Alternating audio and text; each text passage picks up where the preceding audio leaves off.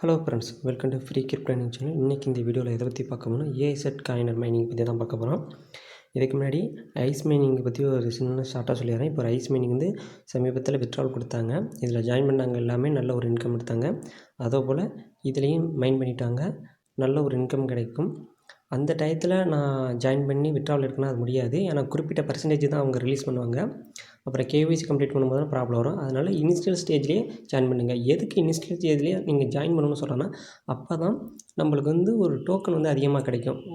ஒரு நாளைக்கு 2 டோக்கன்னா மறுபடியும் வர குறைச்சிட்டே வருவாங்க. ஒரு டோக்கனுக்கு வந்துடும். ஆரம்பத்திலே ஜாயின் பண்ணோம்னா ஒரு நாளைக்கு 2 டோக்கன் கிடைக்கும். அதனால தான் ஜாயின் பண்ண சொல்கிறது. வாங்க இந்த மைனிங் எப்படி ரிஜிஸ்ட்ரேஷன் பண்ணுறதுன்னு இந்த வீடியோவில் பார்ப்போம். இதுக்கான லிங்கை என்னோடய டெலகிராம் சேனல்லையும் இதில் டிஸ்கிரிப்ஷனையும் கொடுக்குறேன், ஜாயின் பண்ணிக்கிடுங்க.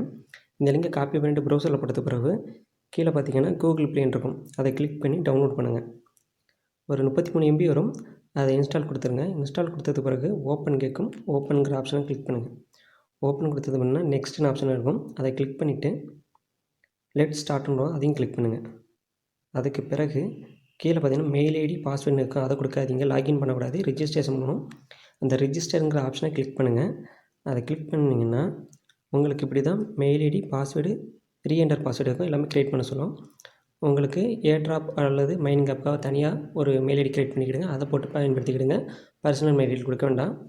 இதை க்ரியேட் பண்ணது பிறகு அக்ரின்னு கேட்கும், அக்ரி கொடுத்துட்டு அடுத்து ரிஜிஸ்டர்னு கொடுங்க. ரிஜிஸ்டர் கொடுத்தீங்கன்னா திருப்பி அக்ரின்னு கேட்கும், அதை கிளிக் பண்ணுங்கள். அதை கிளிக் பண்ணதுக்கு பிறகு I am not a robot அப்படின்னு கேட்கும், அதை கிளிக் பண்ண. அதுக்கு முன்னாடி நீங்கள் கொடுத்த மெயில் ஐடி உங்களோட பாஸ்வேர்டு எல்லாமே ஷோ ஆகும், அது கரெக்டாக இருக்கான்னு பார்த்துக்கிடுங்க. அதுக்கு கீழே ரெஜிஸ்டருங்கிறத கிளிக் பண்ணுங்கள்.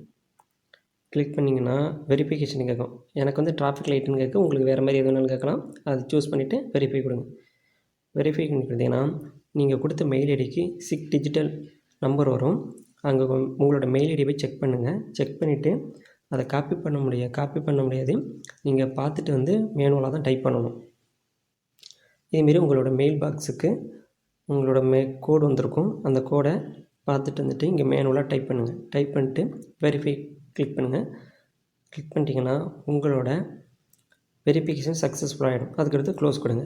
சம்டைம் வந்து 1 hour லேட் ஆகும், அதனால் வெயிட் பண்ணுங்கள். வெயிட் பண்ணிட்டு சில பேருக்கு உடனேவும் வெரிஃபிகேஷன் சக்ஸஸ்ஃபுல் ஆகிடுது. நெட்வொர்க் ப்ராப்ளம் வந்துடும், கொஞ்சம் லேட் ஆகும்.